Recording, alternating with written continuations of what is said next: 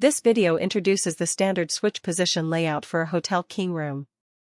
The drawing shows the room plan and the recommended control point locations. At the entrance, an 86 bottom box can be reserved for the door area switch panel. Near the door frame, the hotel can install the doorbell and related service display functions. A keycard power switch is usually placed near the entrance for guest room power control. The bedside area should include the main room control switches and scene buttons. Common bedside functions include curtain control, lighting control, reading light, sleep mode, and other scenes. The left and right sides of the bed should be planned according to the actual furniture layout.